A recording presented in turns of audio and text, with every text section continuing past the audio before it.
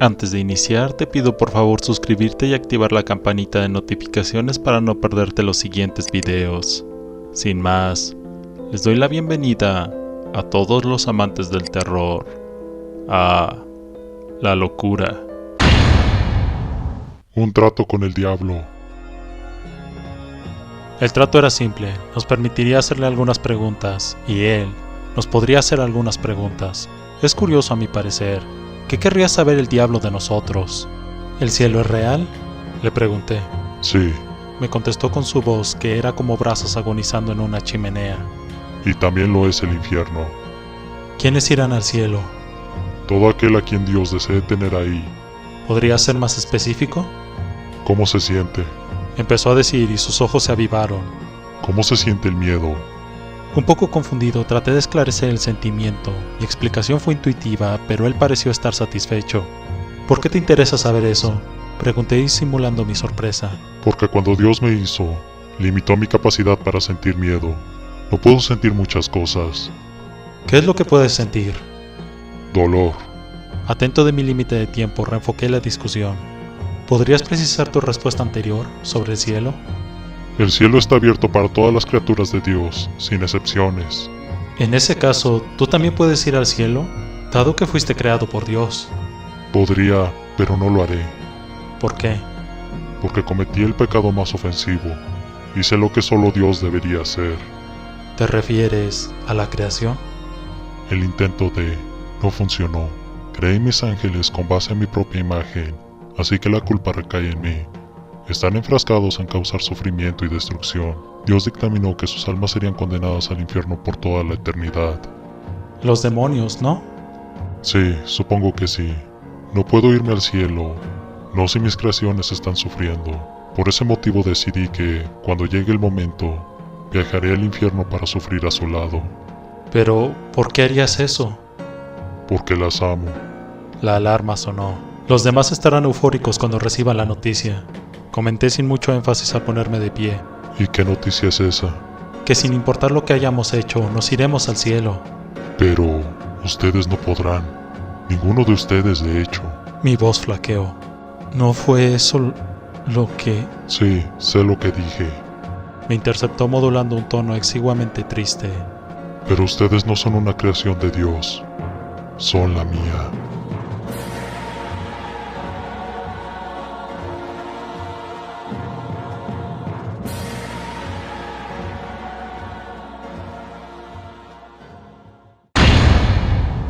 El juego de los 13 suicidas. Corría el año 2007 e Internet no paraba en su loca carrera por expandirse. Tímidamente las redes sociales comenzaban a ganar peso y los foros temáticos, poco a poco, comenzaban a quedar vacíos. Existían foros de toda clase de contenido. Bueno, aún los hay, solo que la gente ya no les presta demasiada atención. Nunca fui muy asiduo a ellos, ni mucho menos a los foros de los llamados juegos de rol. Solamente por mi hermano menor es que pude conocer más o menos de qué se trataba. Según entiendo, son foros donde las personas, generalmente adolescentes fantasiosos, se registran y se hacen pasar por personajes de una historia ficticia, que es contada por él o los administradores, y allí pues interactúan con los otros miembros en un mundo de fantasía. Puede ser medieval, futurista, contemporáneo, etc. Todo depende de cuál sea el juego. Pues bien, mi hermano menor me habló de un juego de rol en el cual él participaba, y la verdad es que lo encontré bastante raro, por decirlo menos. Se llamaba Los 13 Suicidas. Mi hermano solía hablarme de aquel foro los fines de semana, cuando íbamos de compras o al cine, y jamás le presté mucha atención, ya que en ese momento pensaba que solo eran babosadas de quinceañeros. ¡Qué gran error! Me intrigaba lo entusiasmado que él se mostraba cuando me hablaba del juego, de su personaje y de la historia en sí. Me lo explicaba tan detallado y con tantas ganas, como si de verdad anhelara que yo lo entendiera. Bueno, según recuerdo, la historia del juego era de lo más extraña. Cada miembro debía elegir un personaje y situarlo en alguna época del mundo, en cualquiera. Podía ser en el Renacimiento, la Edad Media, los años 20, el futuro, nuestro presente, etc. Y una vez ahí, debía intentar hacer contacto con los otros personajes situados cientos de años en el pasado, o bien en el futuro. El administrador era una suerte de profeta cósmico y universal que tenía la capacidad de comunicarse con todos ellos y encomendarles misiones para que llevaran a cabo. Era un juego raro y la historia muy extraña, pero a mi hermano le encantaba. El administrador se aparecía de vez en cuando en la vida de los jugadores y les comunicaba terribles y desastrosos acontecimientos futuros, terribles predicciones que solo podían ser evitadas por 13 valientes héroes, 13 elegidos por el cosmos, los 13 suicidas. Siguiendo la trama de este extraño juego de rol, durante siglos, 13 suicidas han mantenido el equilibrio del planeta y han evitado que nuestro mundo se convierta en un auténtico caos, y el momento nuevamente había llegado. Funestos y oscuros acontecimientos se cernían sobre el mundo, y 13 suicidas de distintas épocas y lugares debían velar para que estos no se cumplieran. Como ya lo he dicho, era un juego extraño y difícil de entender, pero por alguna razón mantenía capturado el interés de mi hermano y de los demás jugadores. Poco a poco fui testigo de cómo mi hermano se preocupaba más y más por la trama y los acontecimientos que iban sucediendo en el juego, llevándolo hasta un punto insostenible. Una noche se puso como loco y enajenadamente buscaba algo en el sótano de la casa con desesperación. Cuando lo vi en el pasillo, le pregunté qué sucedía y solo me contestó: «Hazte a un lado». Me pude fijar que entre sus brazos llevaba un libro de historia. Luego se encerró en su cuarto y siguió jugando. Yo solo pensé: «Estúpido nerd». No sé cómo no lo pude ver venir. No sé cómo pude haber sido tan estúpido. Y francamente, no sé si pude haber hecho algo para evitarlo. Pasaron los días y la adicción de mi hermano por el juego de rol se volvió algo grave, tanto que cayó enfermo, y entre sus delirios no paraba de hablar de la desgracia que vendría desde el cielo y caería sobre la humanidad. Cuando estuvo mejor, lo sorprendí varias veces llorando a solas, pero nunca quiso contarme más. Mi hermano menor se ahorcó en el cuarto de baño durante la madrugada del 12 de enero del año 2008. Colgando de su cuello tenía un letrero escrito a mano que ponía el número 13, y en el bolsillo de su pantalón una carta suicida que llevaba por título: «Los héroes no deberían morir jóvenes». El contenido de la carta era un montón de garabatos sin sentido. Lo único que me parecía relativamente coherente fueron las últimas líneas. Me parecían de una lucidez que me estremeció por completo. En su despedida pedía perdón a quienes le amábamos, pero que lo hacía porque él era el número 13. Ya han pasado algunos años y me pregunto a veces por la página, la cual fue dada de baja, pues no volvió a tener actividad desde el suicidio de mi hermano. Me pregunto también si es que hubieron otros 12 suicidas, otros jugadores quienes, embaucados y adictos a un estúpido juego de rol, confundieron la ficción con la realidad. A veces también Me pregunto por los administradores y sus extrañas predicciones. Pero lo que más me aterra es que cada vez que pienso en mi hermano, no puedo evitar reflexionar si es que estamos vivos gracias a él. Gracias a los 13 suicidas. El tren con cara de payaso. Esto ocurrió en los años 50, en una época en la que los niños eran mucho más sociables y se divertían jugando en grupo e iban al parque de diversiones. Fue en una zona rural de los Estados Unidos donde se montó uno de estos parques y ahí empezaron a reunirse los pequeños de los pueblos cercanos. El parque colindaba con un bosque. Este lugar era muy sugestivo en verano, cuando el suelo y los caminos se llenaban de hojas secas y el entorno se teñía de los típicos colores otoñales. Los niños iban a los columpios, jugaban con las ruedas, se lanzaban de los toboganes, pero lo que más les gustaba a todos era el tren con cara de payaso. Apenas era un tren pequeño que partía despacio y aumentaba su velocidad poco a poco con un estrépito que daba alegría con solo escucharlo. En su recorrido, el tren cruzaba una cueva bastante larga, con forma de casa, y que era como un túnel oscuro, antes de que el tren saliera por el otro extremo con los niños gritando de alegría. Aquella era la estrella del parque, el tren con cara de payaso. Ahora, el parque era un lugar en el que era muy difícil lastimarse. Incluso con el tren, nunca había pasado nada, aunque por supuesto, el funcionamiento era bastante primitivo. De hecho, los gases que expulsaba la chimenea eran tóxicos, pero esto no era algo que importara. Era una época diferente. La gente era menos atenta a este tipo de detalles. Además, el escape del tren no intoxicaba a nadie porque estaba al aire libre. El problema era la cantidad de niños que frecuentaban el lugar todos los días.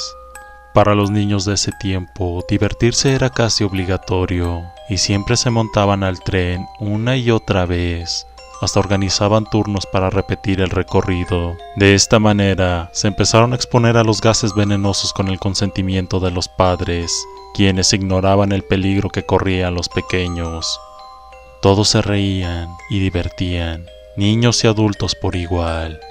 Pero un mal día, el tren se estropeó, lleno de niños, con la chimenea aún echando humo, y con tan mala suerte que el tren se detuvo justamente dentro del túnel.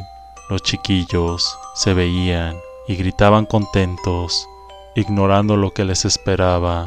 Además, ahí adentro estaba oscuro, y pobre del cobarde que se le ocurriera escapar.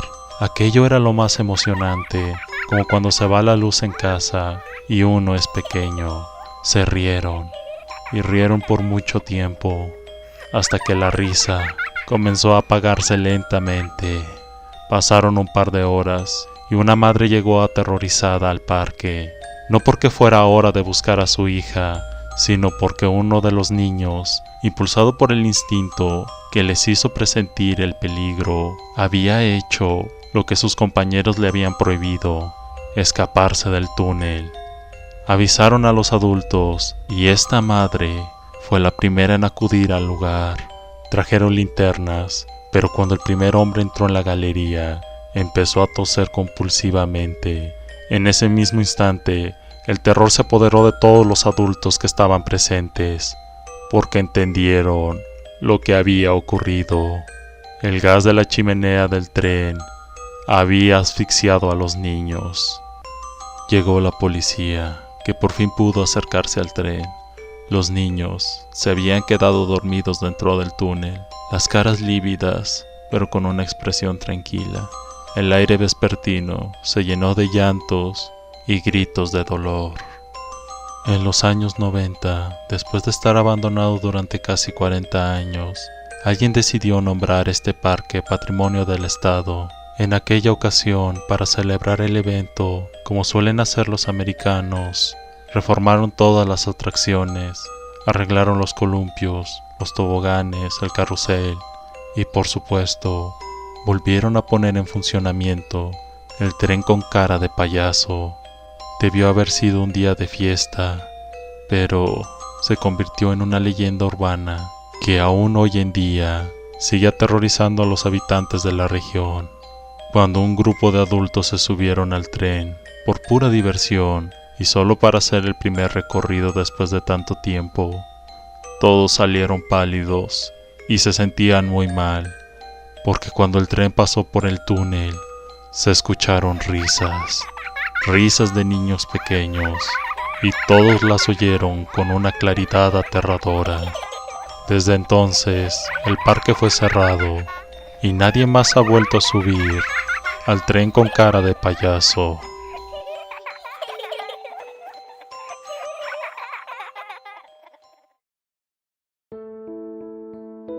Antes de continuar con esta recopilación de creepypastas, quisiera tomarme un minuto para recordarles suscribirse al canal. Eso me motiva mucho para seguir escribiendo historias y creepypastas. Sin más que decir, continuemos. El experimento ruso del sueño. Investigadores rusos a finales de los 40 mantuvieron a 5 personas despiertas por 15 días, utilizando un estimulante basado en gas. Los tuvieron encerrados en un ambiente sellado para monitorear cuidadosamente el uso de oxígeno, de manera que el gas no los matase, debido a las altas concentraciones de este. Esto fue antes de que existiera el circuito cerrado, por lo que tuvieron que usar micrófonos y ventanas con grosor de 5 pulgadas para observar a los sujetos. El cuarto estaba lleno de libros, cobijas para dormir, pero ninguna cama, agua corriente, baño y la suficiente cantidad de comida para que los 5 sobrevivieran por un mes completo. Los sujetos de prueba eran prisioneros políticos y de guerra declarados enemigos del Estado durante la Segunda Guerra Mundial. Todo estuvo bien por los primeros 5 días. Los sujetos rara vez se quejaban después de que, falsamente, se les había prometido su libertad si aceptaban tomar parte de la prueba y no dormir por 30 días. Sus conversaciones y actividades fueron monitoreadas y los científicos notaron que, conforme pasaba el tiempo, ellos hablaban sobre incidentes traumáticos de su pasado. Después de 5 días, se empezaron a quejar de las circunstancias y eventos que los habían llevado a donde estaban y empezaron a demostrar paranoia severa, dejando de hablar entre ellos y comenzaron a murmurar de manera alterna en los micrófonos. De manera extraña, todos parecían creer que podían ganar la confianza de sus capturadores si traicionaban a sus camaradas.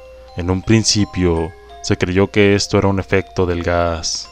Después de 9 días, el primero de ellos empezó a gritar. Corría por todo el cuarto, gritando repetidamente por 3 horas seguidas. Después, trató de continuar gritando, pero solo podía dar un grito ocasional. Los científicos postularon que físicamente se había destrozado las cuerdas vocales. La parte más sorprendente de este comportamiento fue cómo sus compañeros reaccionaron a esto, o mejor dicho, cómo no reaccionaron. Continuaban murmurando los micrófonos hasta que el segundo de los prisioneros comenzó a gritar. 2 de los prisioneros que no gritaban tomaron los libros y llenaron página tras página de sus propias heces, y de manera calmada lo pusieron sobre las ventanas del cuarto. Los gritos cesaron de repente, al igual que los murmullos de los micrófonos. Pasaron otros 3 días. Los investigadores checaban los micrófonos constantemente para asegurarse de que trabajaban, porque creían que era posible no escuchar sonido con 5 personas dentro. El consumo de oxígeno indicaba que los 5 debían seguir vivos. De hecho, el consumo de oxígeno era el necesario para 5 personas que hacían ejercicio extenuante. En la mañana del 14º día, los investigadores hicieron algo que no debían hacer para llamar la atención de los prisioneros. Utilizaron el intercomunicador dentro del cuarto, esperando provocar respuesta en los prisioneros, pues temían que estuvieran muertos o en estado vegetal.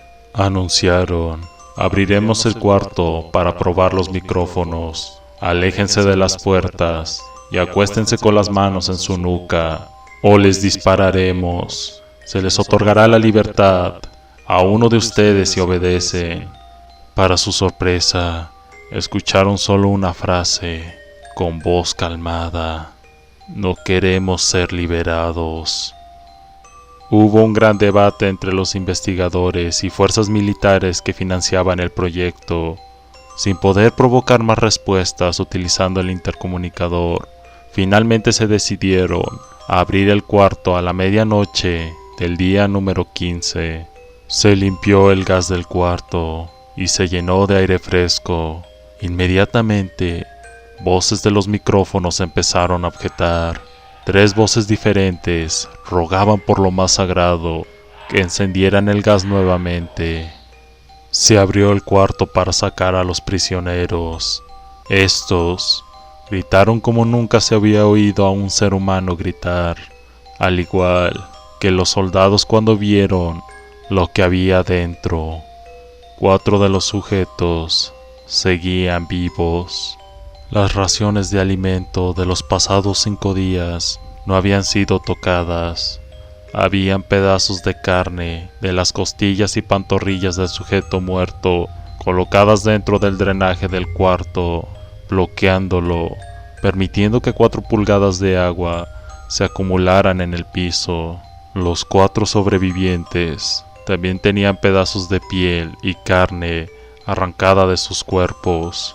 La destrucción de tejidos y la exposición de huesos en la punta de sus dedos indicaba que las heridas fueron infligidas por las manos y no con los dientes, como era de suponerse. Al examinarlos, se descubrió que la gran mayoría de las heridas fueron autoinfligidas. La piel y los órganos de detrás de las costillas fueron removidos, mientras que el corazón, los pulmones y el diafragma seguían en su lugar. El tracto digestivo de los 4 sujetos podía verse trabajar, dirigiendo comida. Rápidamente se dieron cuenta que estaban digiriendo su propia carne y que ellos la arrancaron y se la comieron en el transcurso de los días anteriores. La mayoría de los soldados eran parte de las fuerzas especiales de Rusia, pero aún así muchos se negaron a regresar al cuarto para sacar a los prisioneros. Sin embargo, insistían a gritos que los dejaran dentro y de manera alterna rogaron y demandaron que se encendiera el gas nuevamente para evitar quedarse dormidos. Para sorpresa de todos, los sujetos opusieron una resistencia feroz. Durante la extracción, un soldado ruso falleció cuando uno de los sujetos le mordió el cuello. Otro fue gravemente herido cuando otro de los prisioneros le mordió la arteria femoral y los testículos. Otros 5 soldados perdieron la vida, si se cuentan aquellos que se quitaron la vida en las semanas consecuentes al incidente. Durante la lucha, uno de los prisioneros dañó su brazo, sangrando de manera casi inmediata. Se intentó sedar al sujeto, pero fue imposible. Se le inyectó más de 10 veces la dosis recomendada de morfina, y aún así luchó como un animal rodeado, rompiendo las costillas y un brazo de uno de los doctores. Se veía latir su corazón al máximo por 2 minutos completos, mientras seguía desangrándose, y continuó gritando por más de 3 minutos, atacando a quien se le acercaba, repitiendo la palabra Más. una y otra vez, cada vez más débil, hasta que cayó en silencio. Los otros 3 sobrevivientes fueron inmovilizados fuertemente y llevados hacia instalaciones médicas. 2 de ellos, con cuerdas vocales intactas, demandaban continuamente más gas para permanecer despiertos. El más herido de los tres fue llevado al único cuarto de cirugía que había en las instalaciones. El sujeto peleó furiosamente cuando el gas anestésico se le estaba colocando. Se necesitó mucha más anestesia de la normal para sedarlo. Y al momento en que sus ojos se cerraron, su corazón se detuvo. En la autopsia se encontró que en su sangre había 3 veces la cantidad normal de oxígeno. También se rompió 9 huesos en la lucha para no ser controlado. El segundo sobreviviente, el primero que había gritado del grupo y que tenía destruidas las cuerdas vocales, no pudo objetar la cirugía y solo reaccionaba agitando violentamente la cabeza en desacuerdo cuando se le administró el gas anestésico, y afirmó violentamente con la cabeza cuando alguien sugirió hacer la cirugía sin anestesia, y no reaccionó durante la misma, que duró 6 horas, en la cual se intentó reemplazar sus órganos abdominales y cubrirlo con lo que quedaba de su piel. El cirujano afirmó que era médicamente imposible que el sujeto siguiera con vida. Una enfermera aterrada que ayudó en la cirugía comentó que la boca del paciente formaba una sonrisa cada vez que sus ojos se encontraban. Cuando la cirugía terminó, el sujeto miró al cirujano y empezó a hacer sonidos fuertemente, como tratando de hablar. Asumiendo que esto era de gran importancia, el cirujano le entregó un papel y una pluma para que el paciente pudiera comunicarse. Sigue cortando, escribió. Se le hizo la misma cirugía sin anestesia a los otros 2 sujetos. Se les tuvo que inyectar un paralítico para que ellos no rieran constantemente, y le era imposible realizar la operación al cirujano. Una vez paralizados, solo podían interactuar con sus ojos. En el momento en que pudieron hablar nuevamente, exigieron una vez más el gas estimulante. Los investigadores trataron de averiguar por qué se lastimaron de esa forma a sí mismos y por qué querían nuevamente el gas. La única respuesta de estos sujetos fue: debo permanecer despierto. Se reforzó a los 3 sujetos y los devolvieron al cuarto en espera de su destino. Los investigadores enfrentaron la furia de sus benefactores militares por haber fallado la meta del proyecto. Consideraron dar eutanasia a los prisioneros.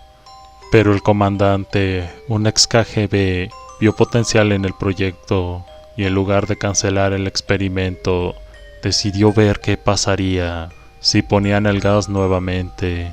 Los científicos se negaron rotundamente, pero al final tuvieron que aceptar. Prepararon todo para regresar a los prisioneros a su cuarto. Los hombres fueron conectados a un monitor EEG. Para sorpresa de todos, los 3 dejaron de pelear en el momento en que se dieron cuenta que los regresarían al cuarto con el gas. En ese momento, era obvio que los 3 estaban haciendo un gran esfuerzo por mantenerse despiertos. Uno de los prisioneros estaba murmurando una canción. El sujeto mudo peleaba con sus ataduras de piel, como si tratara de enfocarse en algo. El último sujeto mantenía su cabeza en la almohada y parpadeaba rápidamente, siendo el primero al que se le puso el EEG. La mayoría de los investigadores monitoreaban sus ondas cerebrales con sorpresa. Eran normales la mayor parte del tiempo, aunque algunas veces aparecía una línea recta de manera inexplicable. Parecía que repentinamente sufría de muerte cerebral. Mientras analizaban los datos, una enfermera notó que los ojos del sujeto se acercaron.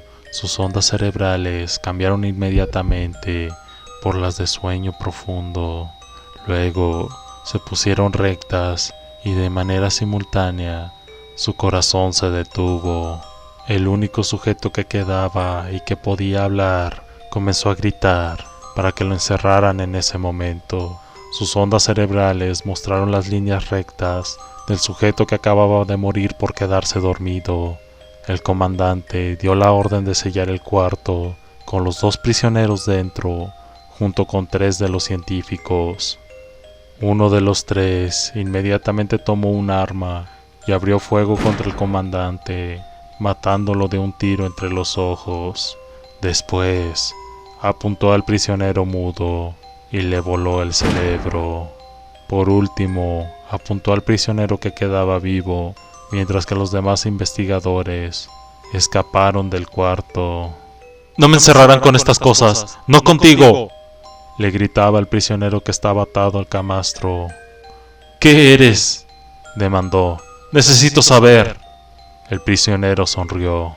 ¿Tan fácilmente te has olvidado de mí? El prisionero preguntó. Somos ustedes. Somos la locura que está encerrado en todos ustedes, rogando por libertad en cada momento de tu vida, desde lo más profundo de tu mente animal. Somos aquello de lo que te escondes en tu cama todas las noches. Somos lo que duermes y silencias y paralizas cuando te vas a tu cielo nocturno, donde no te podemos alcanzar. El investigador hizo una pausa, apuntó al corazón del prisionero y disparó.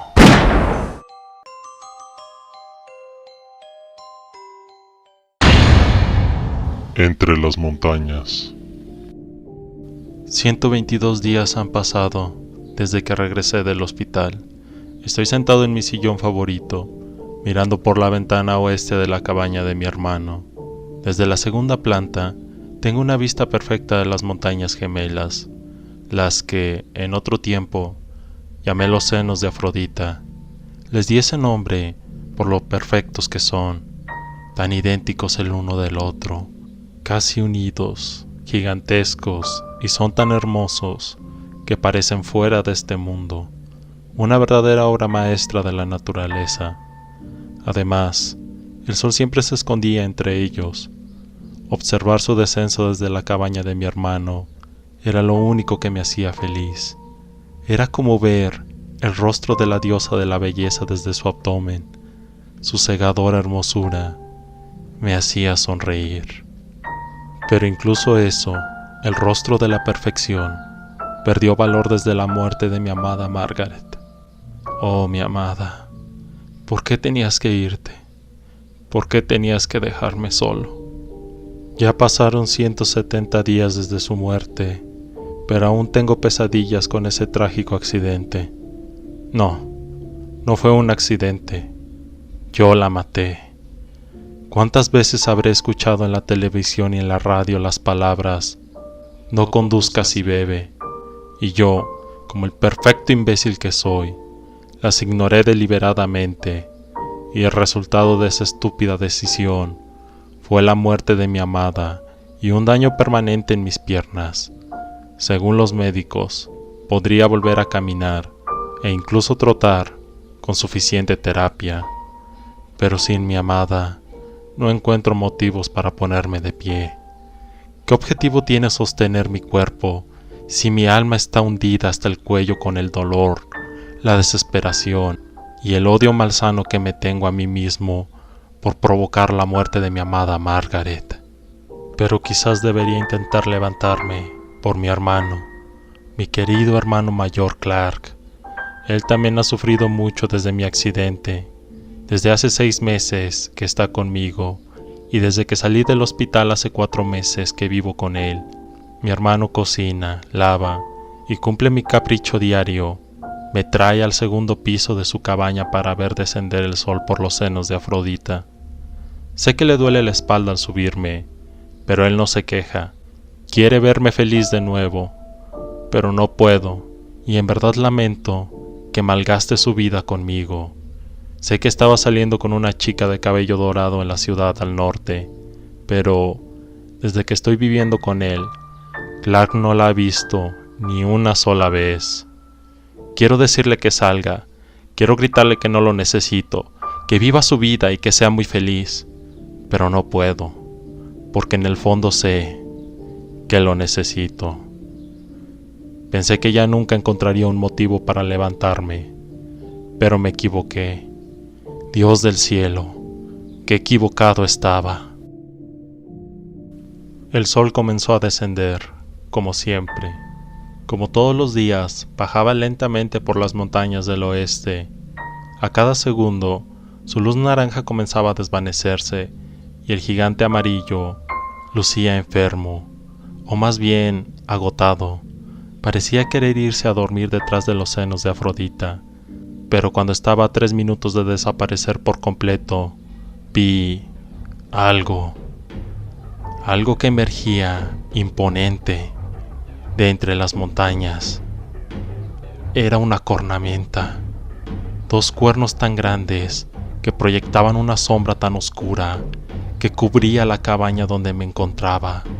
Las sombras me cubrían por completo.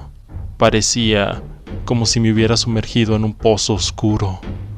Santo Dios, dije quedamente, mirando con atención y miedo eso que estaba entre las montañas, y por vez primera después del accidente, me levanté. No sentí dolor, solo un fuerte entumecimiento en mis miembros inferiores. Era como caminar por arena, si ésta te llegaba hasta las rodillas. Di 5 pasos y llegué hasta la ventana. Coloqué ambas manos en el cristal y después acerqué mi rostro, tanto que mi frente estuvo a punto de chocar con este. Mis ojos se abrieron como platos, mi quijada estaba tensa y sentí como un sudor frío bajaba por mi espalda. ¿Qué demonios es eso? Algo como eso no puede existir. Es demasiado grande. Dios no permitiría que algo tan colosal existiera. Sería injusto para el resto de seres vivos. Los senos de Afrodita se encontraban a casi 4 kilómetros de la cabaña de mi hermano. Para llegar hasta ahí, hacía falta primero descender por casi 1 kilómetro, y gracias a ello tenía una vista tan gloriosa de las montañas. De no ser así, los grandes árboles de abeto no me dejarían ver. Comencé a respirar pesadamente cuando me percaté de que ese ser colosal, quizá de 40 metros de ancho y 30 de alto, se movía en mi dirección. No, dije con un susurro que ni siquiera yo mismo escuché. Lo imagino, lo estoy imaginando. Me repetí esas palabras una docena de veces, y quizás me las hubiera dicho cientos de veces más, de no ser porque, cuando el sol se ocultó, esa enorme criatura desapareció. Enfoqué mi mirada tratando de verlo, pero sin la luz del sol, eso era imposible. Y cuando estuve a punto de alejarme de la ventana, escuché un chillido gutural, apenas audible, pero que me hizo estremecer. Sentí un fuerte choque eléctrico y me dejé caer de sentón. ¿Qué diablos fue eso?, pregunté, pero no obtuve respuesta. Seguramente mi hermano no me escuchó a mí o a esa cosa, pero claro que no lo oiría. Apenas fue audible. Pasaron casi 40 minutos hasta que me levanté. Sonreía. Tras haber reflexionado lo ocurrido, había llegado a una conclusión. Estoy enloqueciendo. Ya estuve mucho tiempo postrado en ese sillón. Mi mente creó un ser tan absurdo y de proporciones tan ridículas solo para que me pusiera de pie. Sí, ¿qué más puede ser? Pensar que algo como eso puede existir, qué tontería. Y después de decir eso, reí. Era una risa frenética, digna de un loco. Bajé lentamente por las escaleras. Mi hermano, que estaba en la sala, seguramente escribiendo en su diario, corrió en mi dirección, pero se quedó paralizado en el primer escalón. Quizás al principio pensó que algo malo me había pasado. Sus ojos se abrieron como platos. Edgar, Dijo. ¿estás caminando? Yo, aún riendo, solo pregunté, ¿qué hay para cenar? Mi hermano sonrió y corrió a la cocina. No tenía nada listo, pero en menos de 15 minutos había preparado un verdadero festín. Hablamos como no lo habíamos hecho en meses, y reímos como nunca. Pero yo no le conté sobre mi revelación, aquella que me había llegado en forma de un ser inenarrable entre las montañas a 4 kilómetros de su cabaña. ¿Qué sentido habría tenido que mi hermano mayor se diera cuenta que estaba enloqueciendo? Ese día nos dormimos verdaderamente tarde, y cuando finalmente caí de bruces en la cama, muerto de agotamiento, no soñé con mi amada. No la vi morir de nuevo, pero tampoco tuve un sueño plácido. Todo lo contrario, esa noche pasé por una pesadilla tan horrenda que me hizo desear ver morir de nuevo a mi amada Margaret. Yo me encontraba en la cabaña, mi hermano no estaba en casa, miraba por la ventana hacia las montañas, pero el bosque no era verde, no había vida en los árboles, sus ramas estaban casi desnudas y las pocas hojas que aún se sostenían estaban marchitas. Nunca antes, ni siquiera en otoño, había visto al bosque de esa forma, enfermo, casi muerto. El solo verlo me producía una tristeza indescriptible. Pero eso no era lo peor.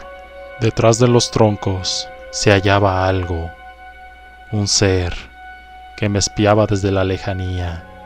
Los árboles más próximos a la cabaña se encontraban a unos 150 metros de distancia, y aún así podía verlo claramente. Era un ser de pesadilla, similar a una araña enorme. Esa criatura se movía como un cangrejo, de un lado al otro, pero siempre viendo la cabaña, viéndome a mí. La situación era estresante y me producía un terror inefable. No sé por cuánto tiempo me estuvo vigilando. A medida que oscurecía, el sentimiento de miedo en mi pecho crecía aún más. Exhalaba, y el aire que recuperaba al aspirar no era suficiente. Sentía que me ahogaba. Pensé que me desmayaría. El sol nunca cayó entre los senos de Afrodita. La luz simplemente se desvanecía, y cuando apenas podía distinguir a la criatura tras los árboles, ese animal o cosa salió de entre los abetos. Mi Dios, no puedo describir a un ser tan terrible. Simplemente no existen palabras para darle forma a esa cosa. Lo único que puedo decir es que tenía cientos de patas largas y delgadas. Era de un tono oscuro, casi absorbía la luz, y su boca era gigantesca, similar a la de una rana. Pero cuando abrió sus enormes fauces, lo vi. Era el rostro de la muerte, aquella que contemplé brevemente cuando mi auto chocó contra ese árbol hace casi 6 meses. Por todos los cielos, ver eso fue mucho peor que despertar junto al cadáver de mi amada. Sus ojos congelados y muertos no eran comparables al horror que contemplaba en el ojo de esa criatura. Ojo que se encontraba justo en su garganta. Esa cosa me engulló de un solo bocado. Y entonces finalmente desperté. No pude reconciliar el sueño, y de hecho, me habría gustado nunca volver a dormir. Ese terror que había experimentado no tenía par. Para mi fortuna ya había amanecido, pero pensé en eso varias horas, y solo lo olvidé cuando mi hermano me dijo que saldría. Eso me impresionó mucho. No podía recordar ni una sola ocasión en la que él decidiera salir de compras sin mí. Posiblemente tras mi milagroso progreso, decidiera darse un poco de tiempo para él. Pobre, se lo merece. Por eso no dije nada. Nos vemos, Edgar. La comida está en la mesa. Fue lo único que dijo Clark. Después, simplemente se fue en su camioneta. Una vez me encontré solo, pensé una vez más en mi sueño y en la criatura que creía haber visto entre las montañas. Subí lentamente las escaleras. Una vez tomé asiento en mi sillón favorito, contemplé los senos de Afrodita. Ya solo quedaba 1 hora de luz. No ocurrió nada ayer, dije. De equivocarme, ahora podría haber algo extraño entre las montañas. A menos claro que los árboles cubran esa zona de las montañas. No digas tonterías. No busques excusas. Solo fue mi imaginación. Quizás era una nube. No. Eso se movía entre las montañas. Piensas demasiado. Calla y disfruta de la vista. Nada va a pasar. me dije cuando tan solo quedaban 20 minutos de luz. Para mi desgracia, ese ser de la cornamenta volvió a aparecer. Emergió de entre las montañas. El grito gutural llegó hasta mis oídos, y yo me puse en pie, me acerqué hasta la ventana y miré con detenimiento todo lo que eso hacía. La criatura de la cornamenta embestía los árboles de abetos que se le interponían. Esta vez, gracias a la posición del sol, pude verlo con mayor claridad. Su cuerpo parecía ser también bastante largo. Exhalé pesadamente y sentí como mis débiles piernas temblaban. Por un momento pensé que me desmayaría, pero no fue así. La criatura se desplazaba en línea recta. De seguir así, chocaría con la cabaña de mi hermano tarde o temprano. Con su gran tamaño, destrozaría por completo nuestro hogar, con nosotros en él, si éramos lo suficientemente tercos para quedarnos ahí. No es posible, Dije. esto es un sueño, estoy enloqueciendo, esa cosa no puede existir de verdad. Grité como loco, mientras veía cómo eso se movía en mi dirección. A cada minuto, su horrible grito se hacía más y más alto. Ya no lo soportaba. El miedo era completamente intolerable. Pero para mi fortuna, ese ser desapareció nuevamente cuando el sol se ocultó. Una vez más me dejé caer de sentón y dije, ¿acaso ha desaparecido? ¿O es solo que el manto de la oscuridad lo ha escondido? De nuevo escuché su grito, esta vez tan alto que tuve que cubrirme los oídos. Pasé muchas horas mirando por la ventana. Creo que esperaba ver al ser de mi pesadilla detrás de los árboles que estaban cerca de la cabaña, pero no veía nada. ¿Es que acaso no hay luna en el cielo esta noche?, dije, pero no aparté la mirada de los árboles. Al no ver nada, comencé a monologar. ¿Por qué solo aparece durante el ocaso? ¿Será que un ser de ese tamaño no desea ser visto por nadie? ¿A qué podría temerle un ser de semejantes proporciones? Si quisiera, podría destruir toda una ciudad por más grande que ésta fuera. ¿Y de dónde vino?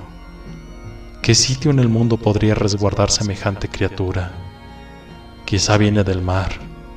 Detrás de las montañas está el bosque, y más atrás, creo que más bosque, y después la carretera 51, y finalmente, a 30 kilómetros al oeste, se encuentra el mar. ¿Acaso viene de ahí? No puede ser. Sigue estando muy lejos. La única respuesta es que estoy loco. Sí, mi mente me está jugando una mala pasada. Creo que me quiere motivar para que acabe mi propia vida. Sí, eso es. No hay nada raro. Solo un loco más con sus locuras. Reí por casi media hora. La risa en una persona normal es saludable, pero en alguien como yo suena extraña. Solo es locura, a no ser que mi hermano lo vea. Si él puede verlo, significa que no estoy loco. Pero, ¿y si no estoy loco? Santo cielo, ojalá esté loco. Clark llegó 2 horas después, y él estaba sonriendo. No recuerdo haberlo visto nunca tan feliz, y solo por eso decidí no contarle nada hasta mañana. ¿Qué clase de hermano sería si preocupara a mi hermano mayor con mis ridículas historias? Por desgracia, no tuve otra oportunidad de hablar con Clark. Esa noche tuve mucha suerte, no soñé nada, o quizás sí. Cuando me desperté estaba bañado en sudor. Quizá lo que vi fue tan horrible que bloqueé todo al instante. Caminé lentamente hasta la cocina. Maldición, cómo me dolía el coxis y las rodillas. El desayuno no estaba listo, y había una nota en la mesa. Era de Clark y decía: Querido Edgar, saldré con Anastasia, ya sabes, la hermosa chica rubia de la que ya te había hablado. Lamento no haberte despertado para decírtelo, pero sé que estarás bien. Por cierto, en la radio dijeron que se aproxima un tornado. Por favor, en cuanto leas esto, ve al refugio que está en el sótano y yo llegaré mañana a primera hora. Te quiero, hermano. Con que por eso estaba tan feliz, dije con una sonrisa, pues yo sabía lo enamorado que estaba Clark de esa rubia. Desayuné con premura y una vez terminé, decidí que tenía que comprobar lo que vi ayer. Se había movido bastante, por lo que, si eso era real, debió de haber derribado cientos de árboles. La madera rechinó con cada escalón que subía. Mi corazón latía a 1000 por hora y mi frente estaba perlada por el sudor. Y cuando finalmente llegué al segundo piso y vi por la ventana, mi corazón se detuvo. No, dije, y vi una enorme línea de árboles caídos que descendía desde el centro de las montañas. Mi corazón volvió a latir cuando me senté en mi sillón. ¿Acaso también lo estoy imaginando? ¿O es que estoy soñando? Llevé ambas manos a mi rostro y me hundí en estas por casi una hora. Y quizás me habría quedado así hasta el día siguiente, de no ser por el fuerte viento que golpeó la cabaña. Es cierto, dije, la alerta de tornado. Debería ir al refugio solo por precaución. Pero, ¿y si esa cosa vuelve a aparecer? Si hoy no cambia su dirección, y si al final resulta que sí existe, debo advertirle a Clark. Sí, es mejor que me quede a ver qué pasa. De todos modos, esa cosa no llegará hasta la cabaña hoy, y no es temporada de tornados. Estaré bien. Estaré bien. Decidí entonces esperar a esa criatura con una taza de café.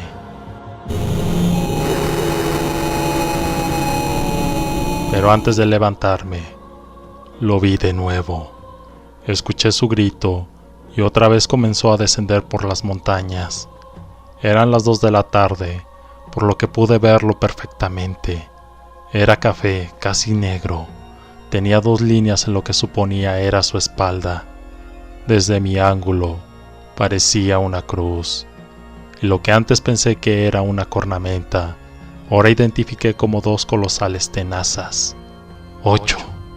Dije al ver sus patas, que eran como las de una araña. De hecho, parecía una mezcla rara entre una araña y un escorpión, pero sin cola. Dios, qué horrible era.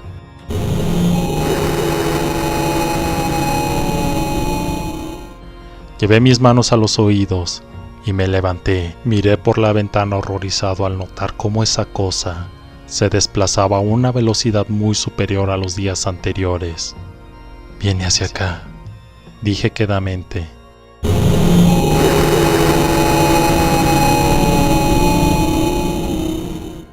A medida que avanzaba, noté cómo parvadas de aves volaban de los árboles que la enorme criatura derribaba. El grito de esa cosa me estaba dejando sordo. En ningún instante dejó de emitir ese grito gutural.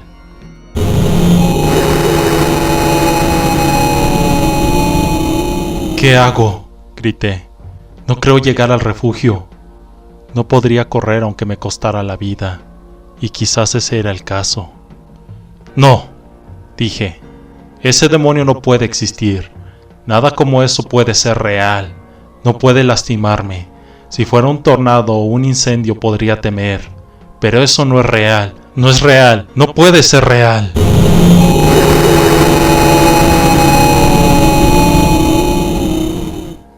El grito de la criatura fue tan potente que destrozó los tímpanos del hombre. El ser, que era tan alto como los enormes abetos, derribó sin problemas el último muro de árboles.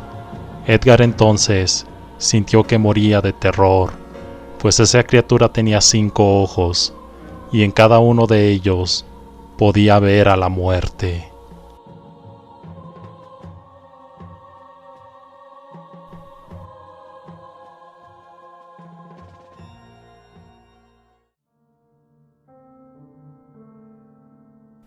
«5 de mayo. El tornado me arrebató todo. Mi hogar quedó completamente reducido a un montón de madera. Pero al diablo con eso. Lo que en verdad me duele es que mi hermanito Edgar, él murió. La cabaña lo aplastó. Dios bendito, si es que existes. ¿Por qué permitiste que pasara esto? No, el único culpable de su muerte soy yo. Debí haberme quedado con él, debí haberlo cuidado ahora que finalmente estaba mejorando.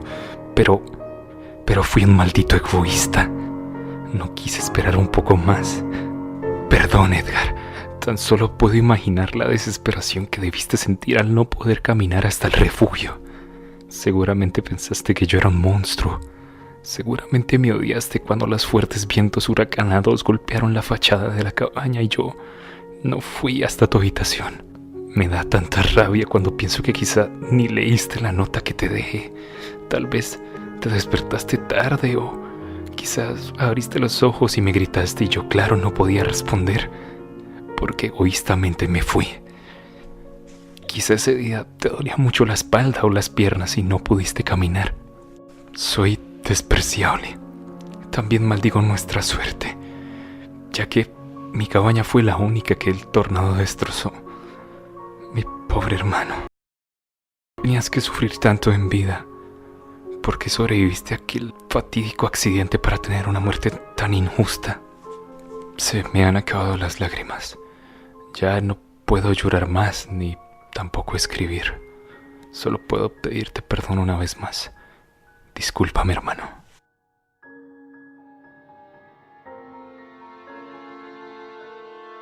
«11 de mayo. Hoy por fin visité de nuevo el lugar donde estaba mi cabaña. Miré esta con lágrimas en los ojos recordando a mi hermanito. Pero esta vez, en lugar de solo mirar escombros, veo hacia el bosque y entonces noto algo que no había visto hace una semana. «Dios del cielo», dije. «¿Qué es eso?»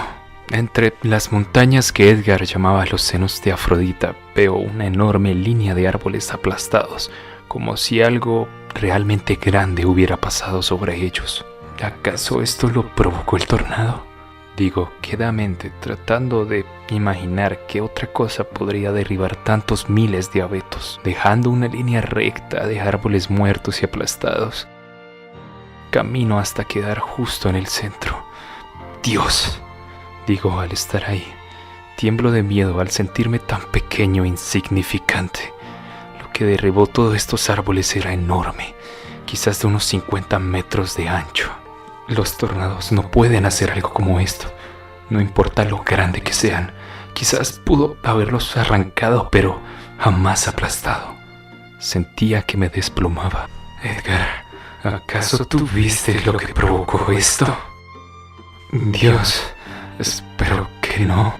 De haber visto algo tan colosal, creo que habría enloquecido.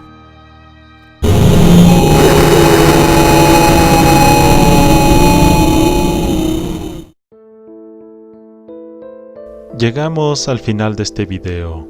Espero hayas disfrutado esta recopilación. Si fue así, recuerda que tu suscripción y like me ayudan muchísimo. Por favor, comparte mis videos con tus amigos. Y si ya estás suscrito, activa la campanita de notificaciones. Y recuerda que también tengo Facebook. Por favor, únete para hacer crecer esta comunidad. Sin más que decir, se despide Darshark. Hasta pronto.